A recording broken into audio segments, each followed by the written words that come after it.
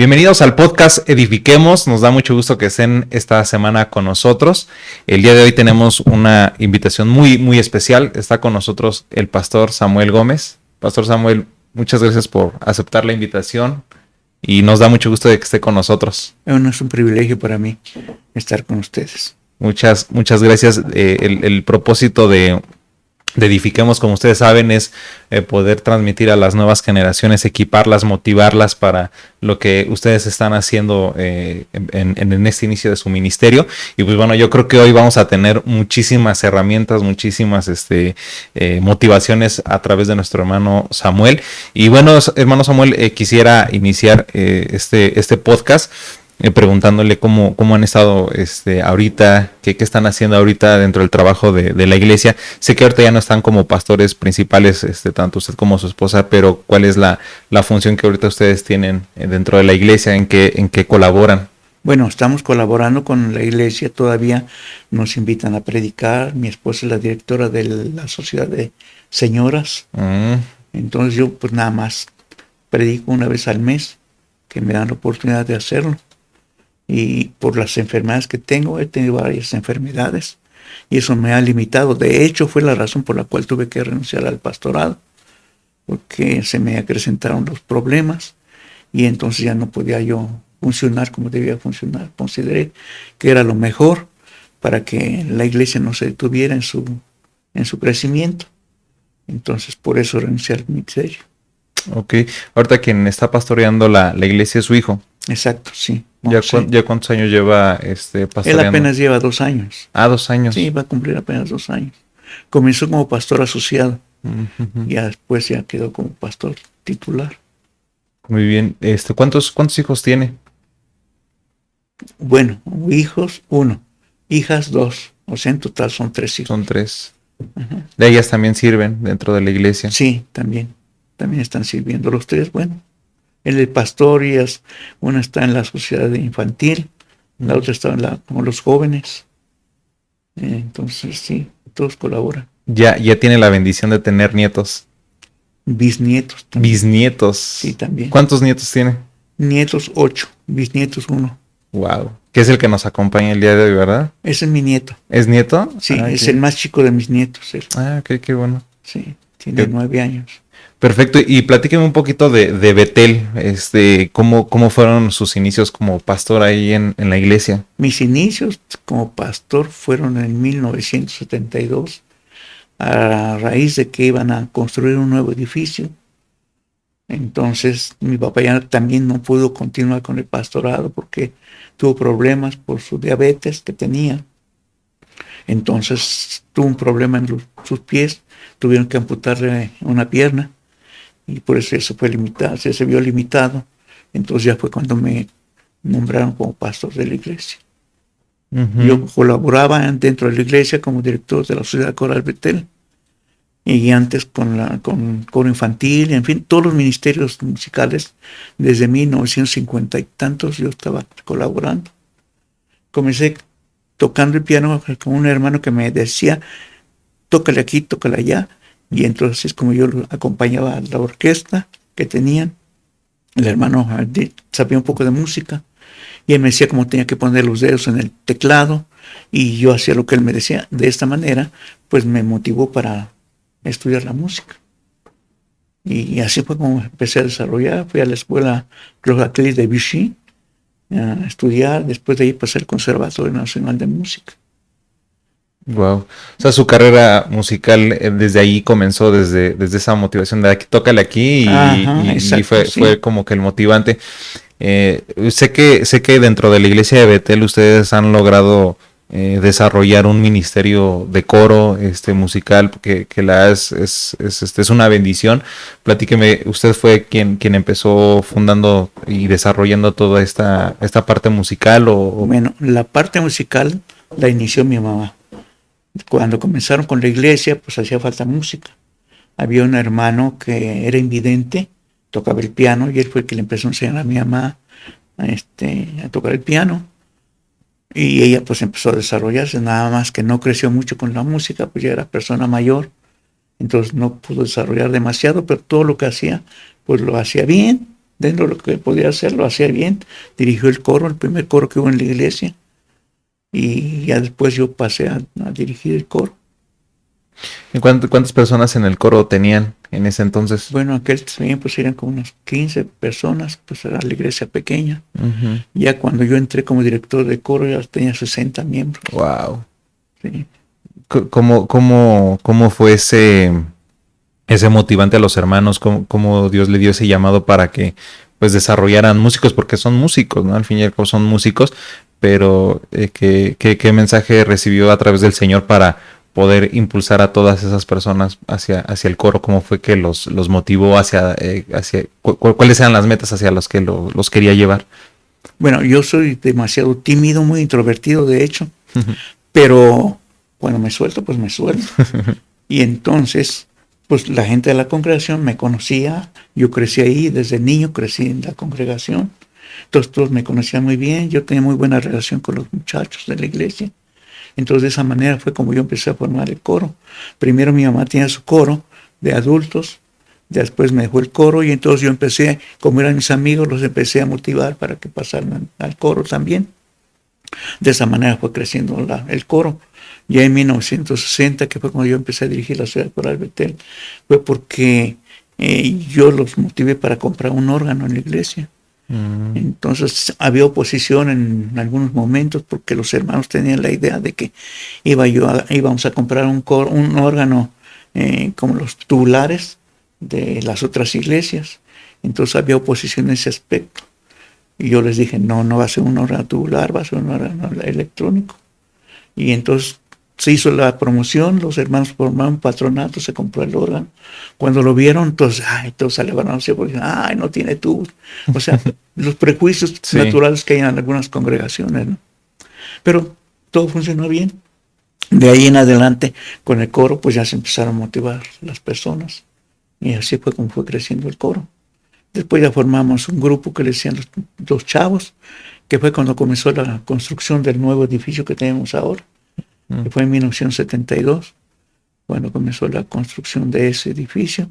Y teníamos ese grupo de los chavos, muy bien motivados, que todos estábamos motivados, de hecho. Entonces yo los enseñaba. Yo no sabía guitarra, pero yo les enseñaba a tocar la guitarra. Uh-huh. Yo no sabía batería, pero yo les enseñaba a tocar la batería. Entonces teníamos batería, congas, guitarra eléctrica. De hecho, considero que nosotros fuimos los pioneros de los instrumentos musicales dentro de nuestra organización aquí en México, porque antes no se permitían los instrumentos de percusión ni nada de eso. Uh-huh. Todo era muy rutinario, puros pianos viejos, desafinados, por cierto. Entonces, pues yo no tenía esa mentalidad, yo siempre quería ir más adelante. Entonces, como estudié en el conservatorio, estudié música y todo eso, entonces yo tenía otra visión muy diferente. Yo junto a los muchachos empezamos a formar ese grupo de los chavos, eran creo 6 personas los que estaban con nosotros en el grupo. Enseñé inclusive a uno a tocar el órgano, así como me enseñaron a mí. Ya después tocó muy bien el órgano este hermano. Uh-huh. Ya eran jóvenes grandes ellos.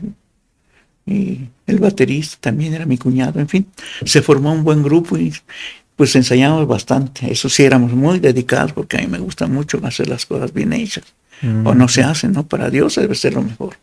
Entonces, a veces salíamos a las 2, 3 de la mañana de estar ensayando. Al grado que los papás se molestaban. Iban y nos tocaban a la iglesia. ¿Qué pasó? ¿Por qué no llegan? Ellos pensaban que andábamos echando relajo por ahí con los muchachos, nosotros, ¿no? Pero no, estábamos en la iglesia ensayando, y cuando no estábamos ensayando estábamos orando. O sea que había un avivamiento en ese tiempo en la iglesia muy fuerte. Uh-huh. Y así fue como nos motivamos. Después ya vino lo del coro con el órgano, entonces creció el grupo, el coro. Después se formó el grupo de los adolescentes, el coro infantil, el coro de los adolescentes, que ya lo dirigía Juan José, mi hijo. Él también estudió música, uh-huh. algo. Pero no una carrera de músico, no, él es arquitecto. Uh-huh. Entonces combinó nada más por la necesidad de músicos. Él empezó a estudiar música y entonces ya dirigió el coro de adolescentes, formó el coro 3G, que es 3 generaciones, que decimos el 3G, donde están los papás, los hijos, los abuelos. Entonces por eso se llama coro 3G. 3 generaciones. 3 generaciones, exactamente.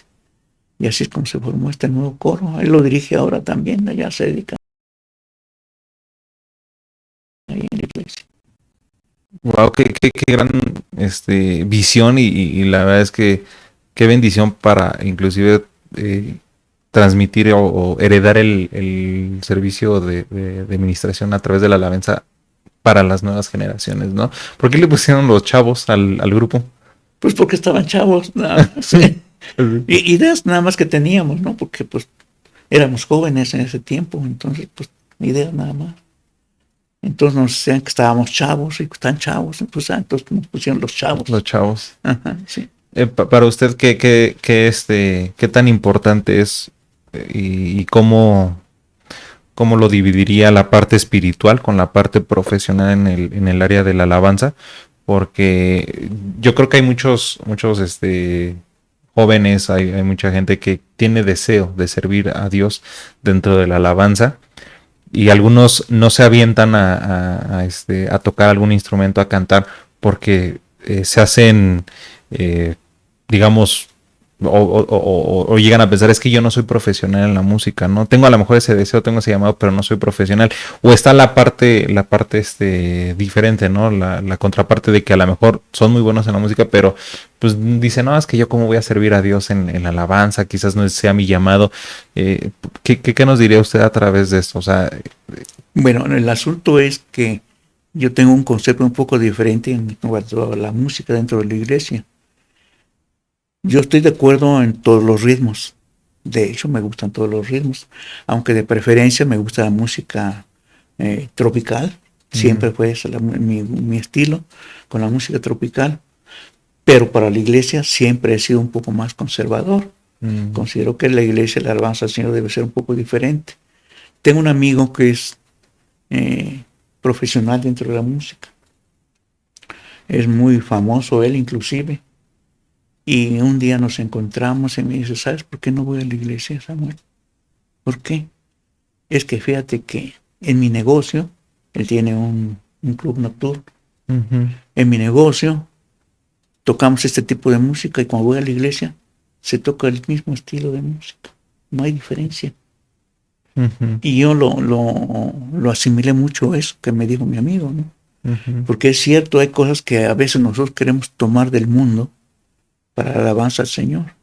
Y nos olvidamos que es muy diferente, aunque estén los mismos ritmos, pero el estilo debe ser para alabar al Señor y no inspirarme en la música del mundo.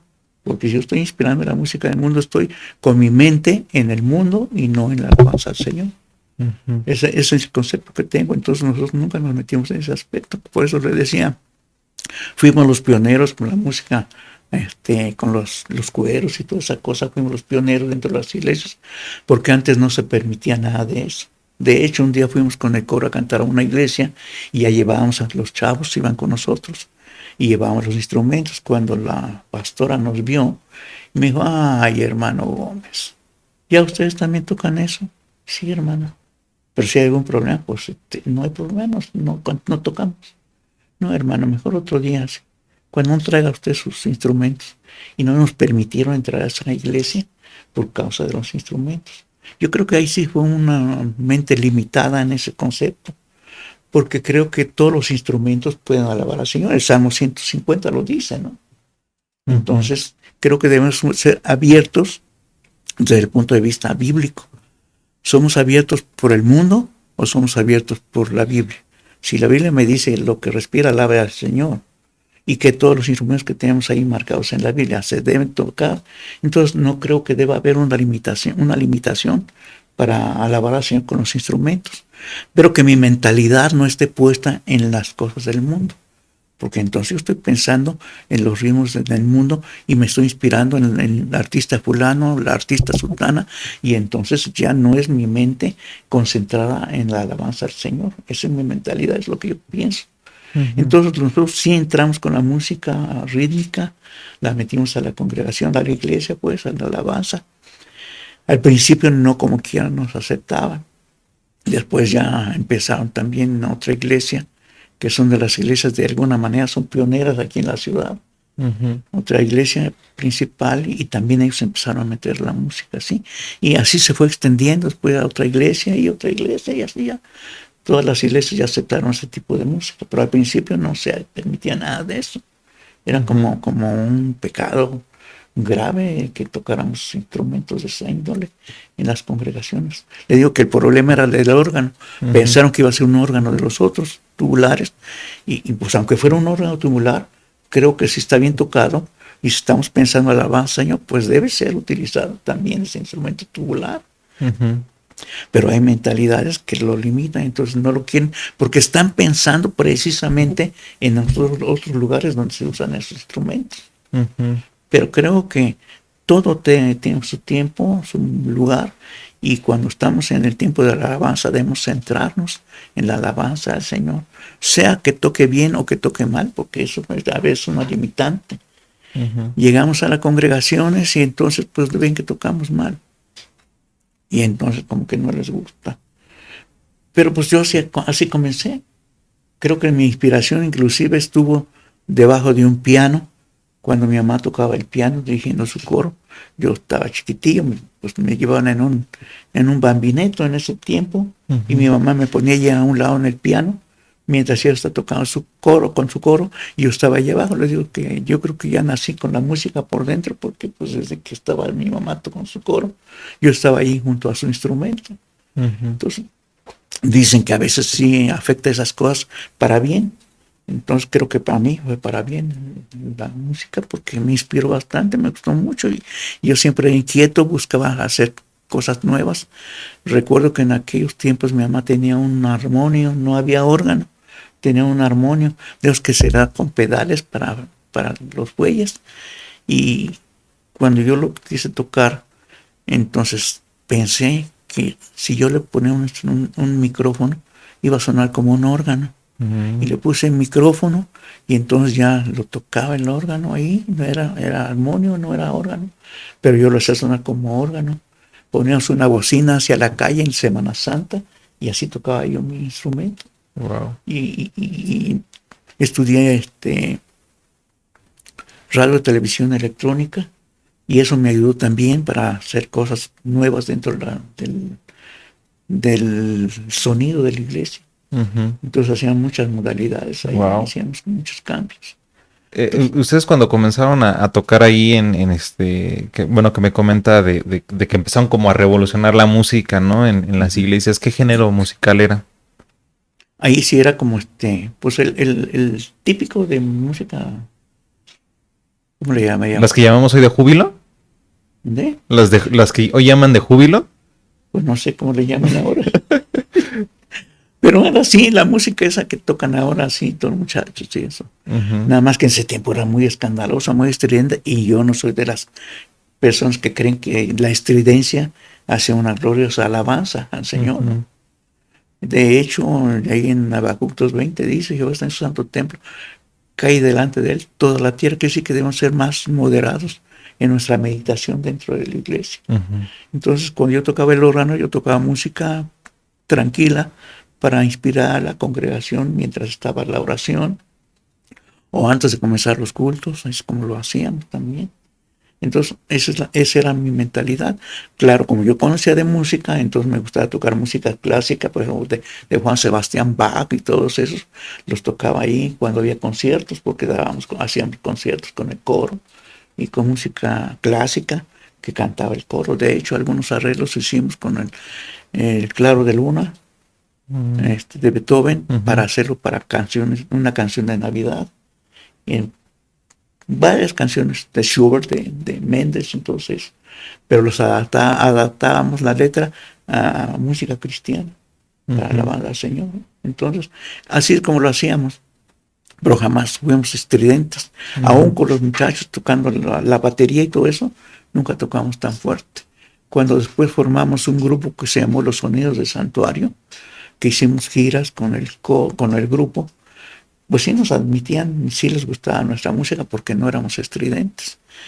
Recuerdo que en alguna ocasión fuimos a una gira hacia Texas, el hermano Cooper, no sé si ustedes lo conocieron, y él nos llevó a una gira, Llegamos a una iglesia americana y nos dijo, hermano Gómez, el pastor tiene limitaciones, tiene prejuicios, y me dijo que no quiere que hablen ustedes en español, y que no quiere que toquen muy fuerte.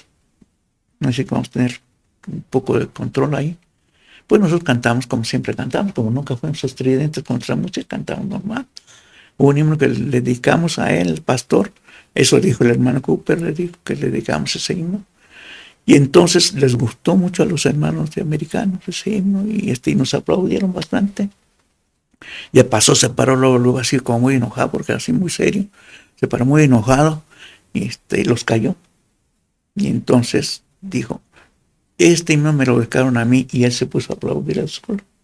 De ahí se rompió el hielo, y el pastor le gustó mucho la música, nos dejó cantar todo lo que quisiéramos, nos compró discos, nos compró 2 cajas de discos para regalar a sus amigos y todo, nos llevó a comer, o sea, hubo un cambio radical en su mentalidad, porque él pensaba que los mexicanos era pura estridencia, y no, nosotros no éramos estridentes, no creíamos en eso. Eso fue lo que nos abrió las puertas en muchas iglesias, precisamente porque no tocábamos con escándalo. Sí usábamos los instrumentos modernos, creemos en la música moderna, yo creo en la música moderna, pero vuelvo a lo mismo, ¿no? Considero que hay ciertos límites donde ya no podemos pasar más allá, Sí, porque de otra manera entonces ya estamos cayendo en la vulgaridad de la música profana. Sí, concuerdo mucho con usted y estoy muy de acuerdo con lo que dice porque lo que le comentaba, ¿no? Creo que el mensaje siempre va a ser Cristo, ¿no? Y la forma de comunicarlo quizás es diferente, pero cuando nos salimos también de ese parámetro, creo que también podemos faltar pues al respeto, ¿no? Le podemos faltar al respeto a Dios. ¿Ustedes cómo se preparaban espiritualmente? Y hablando de esto, porque pues creo que Dios los pudo bendecir mucho a través de la música. Veo que las puertas se fueron abriendo, como usted menciona. Pero ¿cuál fue la clave espiritual? ¿Cómo se fueron preparando? Porque creo que esto le va a funcionar mucho a los grupos de alabanza dentro de las iglesias, ¿no?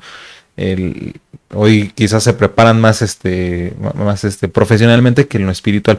Entonces, ¿cómo se preparan en la parte espiritual? ¿Y qué les diría hoy a los grupos de alabanza en su preparación espiritual dentro de su congregación?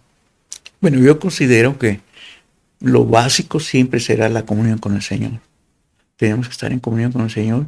¿Y cómo estamos en la comunión? Pues a través de la oración. Tenemos que hablar con Dios, pero también dejar que nos hable a nosotros a través de su palabra. De esta manera nosotros podemos entender hasta dónde podemos llegar en la adoración al Señor, cómo podemos prepararnos, y el Espíritu mismo nos va guiando a lo que debemos hacer en la adoración al Señor. Yo considero que nosotros nunca fuimos tan buenos. Si yo lo veo musicalmente hablando, no éramos tan buenos como nos decían. Aún sin embargo, yo considero que la gente nos aceptaba porque nosotros orábamos mucho al Señor para que nos diera gracia con las gentes y la gente aceptara nuestra música. Le pedíamos al Señor que abría los oídos espirituales de la gente y que no se fijaran en nuestros errores, sino que recibieran solamente el mensaje de la palabra a través del canto. Eso era nuestra misión y era donde nos enfocábamos siempre, orábamos para pedir la bendición del Señor. De hecho, antes de cualquier ministración, fuera en el radio, fuera en la televisión, fuera en las iglesias, siempre nosotros tenemos la costumbre de orar antes de participar.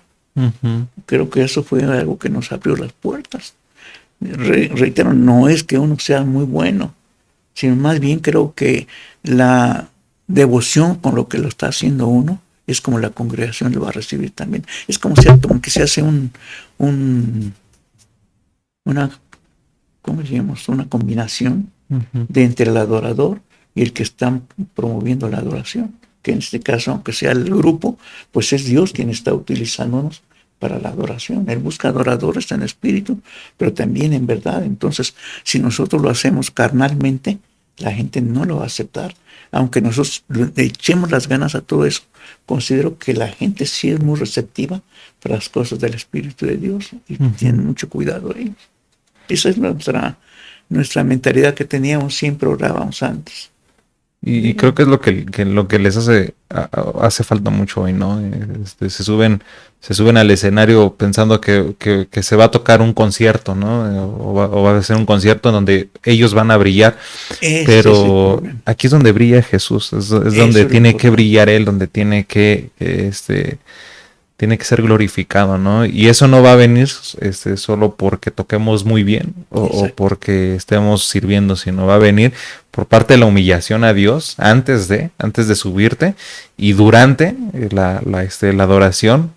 O sea, esto no lo estoy tocando para mí, no lo estoy tocando para la congregación, se lo estoy tocando a Dios Eso, y ya es un complemento, como usted dice, ¿no? Es un complemento donde se une la iglesia con el grupo hacia la glorificación a Dios. exacto. Eso es lo más importante, ¿no? Que la gloria sea para Dios siempre.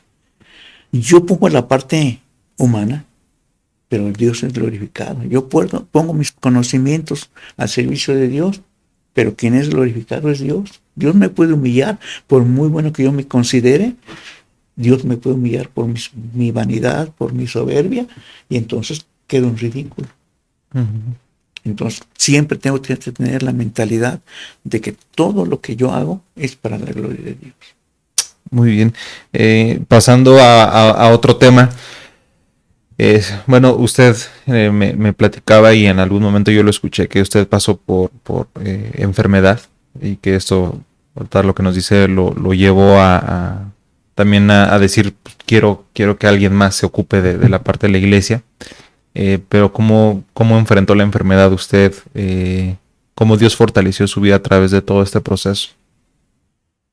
Pues cómo comenzó mi enfermedad, no sé cómo comenzó, pero yo recuerdo que tenía problemas, tenía dolores en la parte baja, a un lado de mis pies, en mi pierna, y entonces fui al doctor, le dije, tengo problemas. Me examinó y me dijo, tiene una pequeña hernia inguinal, lo voy a mandar con el cirujano. Fui con el cirujano y me dijo, ¿por qué viene conmigo? Y porque el doctor dice, mi médico familiar dice que tengo una hernia inguinal. Pues dile a su doctor que se fije bien, usted no tiene ninguna hernia. No sé por qué se equivocó el doctor, pero dígale que se fije bien y lo examine bien. Usted no tiene una hernia.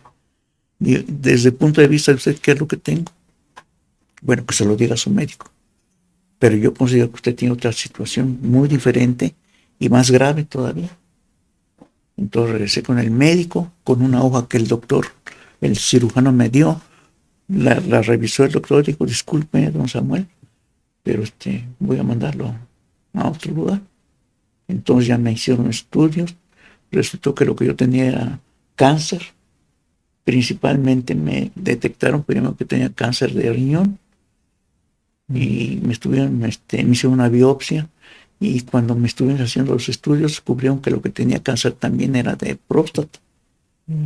Y entonces pues me internaron para operarme de riñón, me quitaron el riñón para quitarme todo el tumor, estaba encapsulado, gracias a Dios, entonces no tuve mayores consecuencias, el Señor logró en ese aspecto también. Estuve en tratamiento durante 10 años Uh-huh. para lo del cáncer de próstata. A los 10 años el doctor me dijo, pues ya no tiene usted nada. Usted tenía metástasis en columna y ya no tiene. Dice, usted ya está bien, se va a morir de cualquier cosa menos de cáncer. La Uh-huh. vamos a mandar a otra clínica solamente para que le estén dando en vigilancia. Uh-huh. Y eso fue así. Durante 10 años tuve con ese problema, me dieron de baja en el hospital y además me dieron, continuaron dándome vigilancia. Eso fue en el 2000, año 2000. Entonces, pues sí, tuve bastantes problemas de salud porque el medicamento que me dieron me hizo reacción. Entonces se me hicieron escamas en la piel y muchas cosas suprimidas que tuve. Estaba en el culto y casi cada 15 minutos, cada media hora me tenía que salir para echarme agua en la cara porque me pasé muy mal. Pero finalmente lo superé, gracias a Dios, todo salió bien y salí del cáncer de riñón, del cáncer de próstata. Después vino otro problema y me dijo el doctor, vamos a tener protocolo con usted para hacer una prueba de un nuevo medicamento y un nuevo sistema que vamos a hacer. Entonces, usted es la persona indicada para hacer ese tratamiento. Me internaron en el hospital de la Raza, estuve internado, el doctor se fue a hacer su propaganda porque él se quería lanzar para el sindicato de ahí, y se fue, me dejó internado 15 días, no me hicieron nada. Entonces otro doctor me dijo, dígales que lo saquen, porque ¿qué está haciendo usted aquí?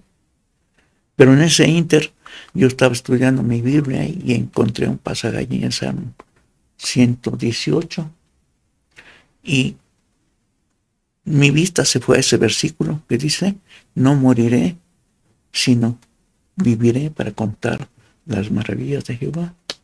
Y no le di mucha importancia de momento, pero me regresé con mi vista y me empezó a hacer un efecto ese versículo. Agarró que yo dije, ya no me opero. Porque me habían dicho que me iban a operar, me iban a quitar la mitad del tumor que tenía, porque decían que tenía otro tumor en el riñón que también me quedaba. Y entonces me dijo un enfermero, se va usted a hacer famoso, don Samuel, ¿por qué? Dice, porque este protocolo es para descubrir nuevos tratamientos. Y esto va a salir en todas las revistas médicas y se va a hacer famoso. Le digo, y si en eso me muero, dice, pero ya se hizo famoso. Y yo dije, bueno, pues entonces no me opero, prefiero no ser famoso, y no me operé. Pero yo vi ese versículo, esa fue la pauta para decidirme completamente a no operarme. Yo dije, no me voy a operar, este es un mensaje de parte de Dios, no me voy a operar. Yo le dije a mi hijo, ven, necesito hablar contigo, habló conmigo, le dije, dile a tu mamá y a tus hermanas que no me voy a operar, que no van a insistir, no me voy a operar. Y él me dijo, es que no sé por qué te quieres operar. Anoche el Señor me dijo, estando orando, me dijo que tú no te debes operar. Y eso fue para mí la confirmación de que no me debía operar. Entonces conocí a otra hermana, doctora. Su hermana era miembro de nuestra congregación. Y le dijo a su hermana, oye, ¿tú conoces a un pastor que se llama Samuel Gómez? Y sí, es mi pastor. Pues el Señor me dijo que vaya a orar por él. Pregúntale si quiere, si me permite que vaya a orar por él. Cuando me dijo, pues yo dije, pues está bien, venga a orar por mí.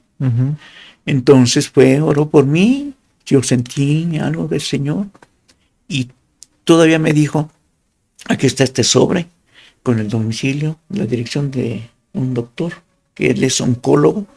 Él le va a decir el resultado de si tiene usted el problema o no lo tiene. Él le va a decir, vaya usted con él, dígale que va de parte mía. Es más, ahí va el dinero para la consulta. Ahí va el dinero para la consulta. Entonces fui a ver a ese doctor a un hospital muy famoso que está por allá, por el sur de la ciudad. No recuerdo el nombre de ese hospital, pero es famoso. Fui a ver al oncólogo y el oncólogo me dijo, ¿quién le dijo que tiene usted cáncer? No, usted no tiene nada. Es que me sacaron estudios y me dijeron que me hicieron una tomografía computada y me dijeron, con medio de contraste, me dijo que tenía un tumor ahí en ese riñón. Pero cuando la hermana doctora oró por mí, Dios me sanó y entonces ya no apareció ese tumor que decían que tenía yo. Entonces, esa fue otra maravilla que se me hizo conmigo. Sané de ese tumor también. Después vinieron otros problemas y empecé a sangrar y me llevaron al doctor. El doctor dijo que tenía un problema con la vejiga y entonces me tuvieron que operar porque tenía un tumor. Me quitaron el tumor y después seguí con el problema. Me tuvieron que volver a operar, pero ya en el hospital en el siglo XXI. Ahí es donde estoy en tratamiento, pero el doctor me dijo que ya voy mejorando con el tratamiento que me están haciendo. Usted me dijo, no es operable. No lo podemos operar por la edad y porque sería muy riesgoso esa operación. O sea, me iban a quitar un pedazo de intestino para hacerme una vejiga nueva.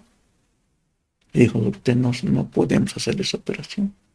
Vamos a tener un tratamiento. Me mandaron con el oncólogo y me dijo el oncólogo, es que usted, su enfermedad no es para hacer un tratamiento severo. No le vamos a dar quimioterapia, ni radioterapia, ni bueno, algo así, ¿no? No le vamos a hacer nada de eso. le vamos a hacer un tratamiento con un medicamento que le vamos a poner. Y me ponían ese tratamiento cada 8 días. Me hicieron un tratamiento de 6 dosis, me hicieron una revisión y me dijo, va, estoy muy bien. Ya nomás le vamos a dar tres dosis, le vamos a poner 3 dosis. Me pusieron las 3 dosis, me hicieron una revisión y me dijo, pues está muy bien, ahorita ya no le vamos a poner nada. Gracias a Dios ya no estoy en tratamiento. Ya se detuvo la situación. En todas estas partes, pues yo veo que ha sido Dios quien está obrando en mi salud. Por ejemplo, me iban a tener que volver a quitar el riñón, ya me querían quitar en el hospital, la 48, me querían quitar el único riñón que tengo. Me dijo, hay que operarlo porque en un mes usted va a estar con dolores muy fuertes y que va a tener mucho sangrado.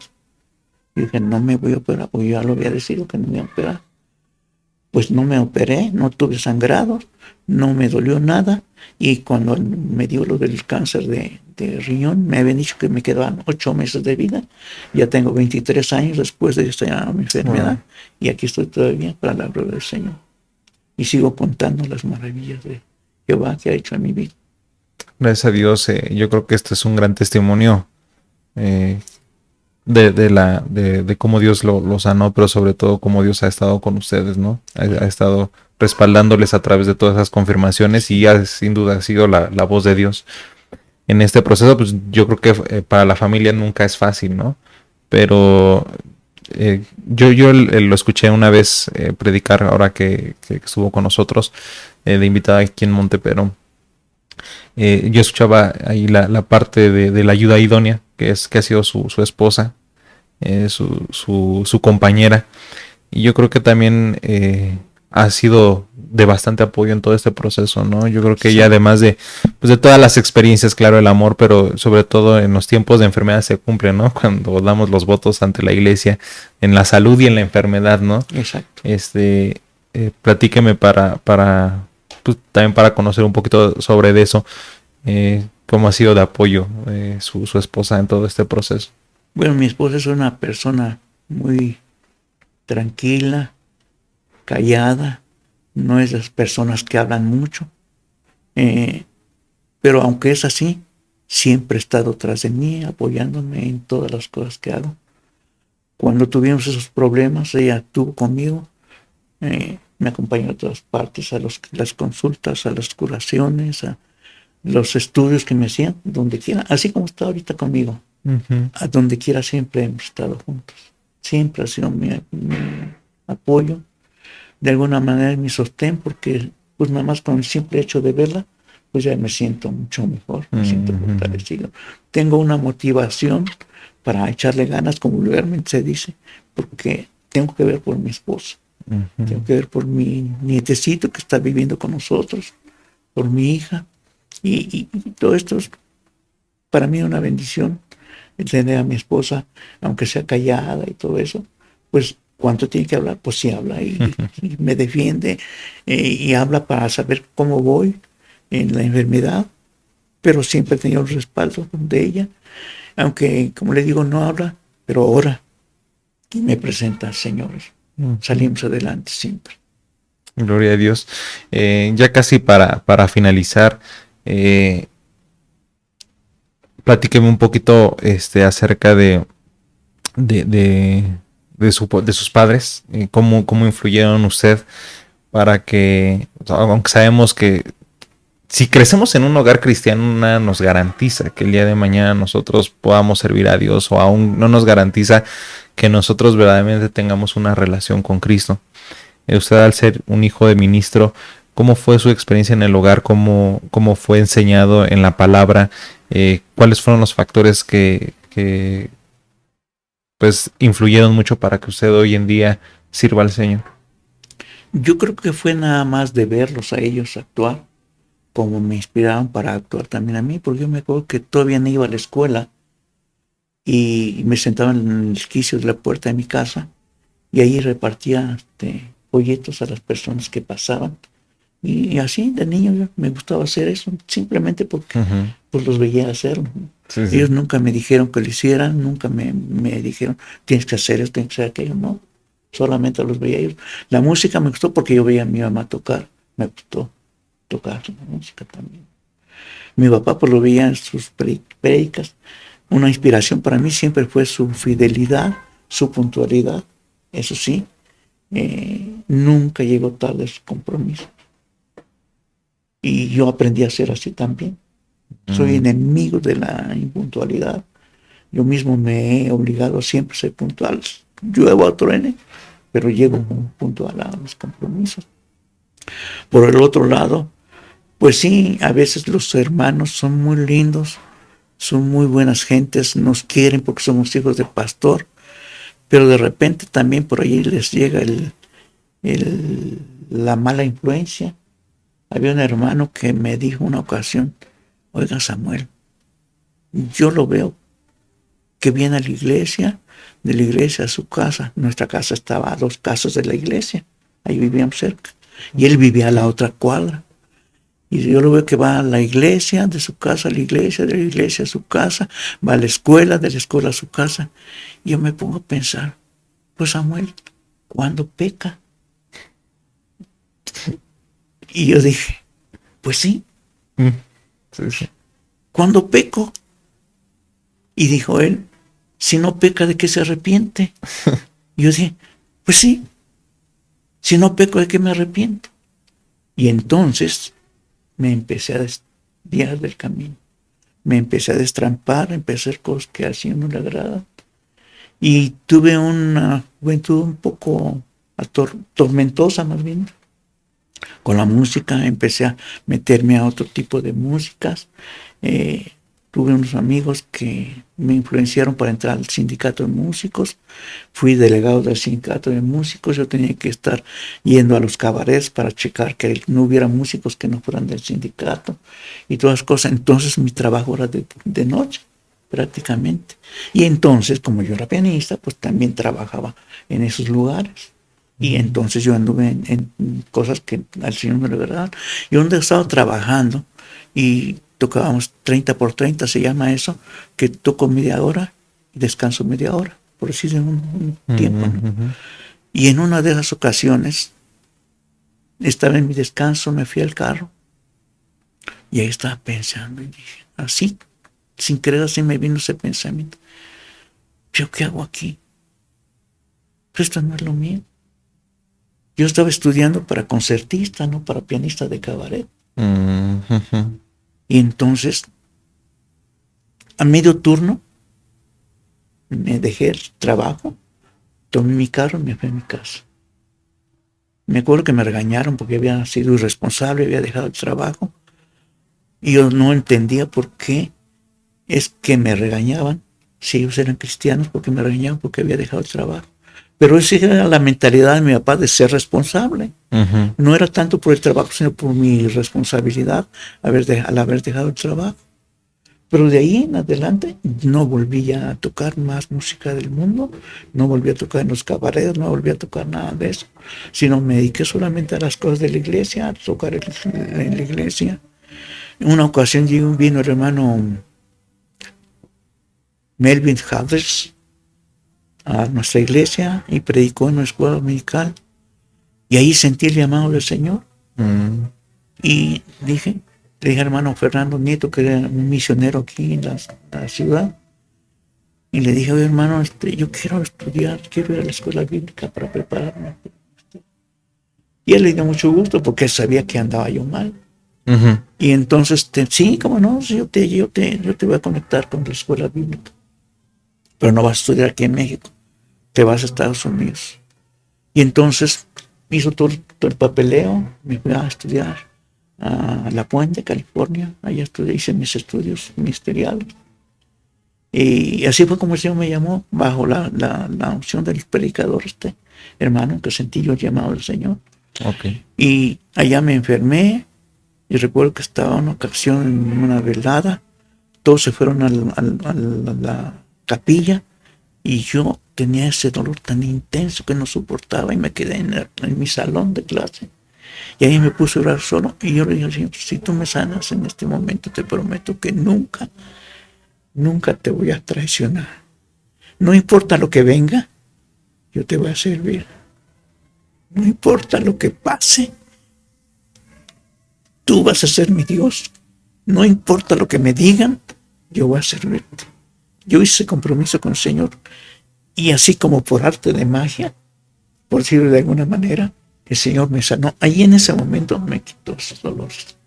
Sané y entonces, desde entonces, yo siento que no le he fallado al Señor en cuanto a mi compromiso con Él. Desde entonces yo hice un compromiso con Él y sigo sirviéndole. Ya no soy el pastor, pero eso no me quita el que siga sirviéndole. Oro por los hermanos. Cuando yo veo que un hermano está enfermo, alguno tiene necesidad, pues yo los atiendo sin que me diga el pastor que lo haga. Pues porque los amo, porque yo trabajé con ellos, porque yo viví con ellos durante 50 años, pues me duelen sus sufrimientos, los tengo en mi corazón y sigo sirviéndoles. Que no tengo sueldo, no me interesa el sueldo. Dios es mi fortaleza. Y dice el Salmo, ¿no? Joven fui envejecido y no he visto justo desamparado en el simiente que mendiga el pan. Y hasta ahorita el Señor nunca ha permitido que nosotros mendiguemos el pan. Siempre ha sido nuestro sustento. Es que soy feliz sirviendo al Señor, aunque no tenga un título de pastor. De todos modos, tengo un título de siervo del Señor. Así es, gloria a Dios. Pues muchas gracias, hermano Samuel. Le doy también gracias a su esposa por estar con nosotros. Gracias por aceptar la invitación. Y bueno, no sé si quiera decir algo más.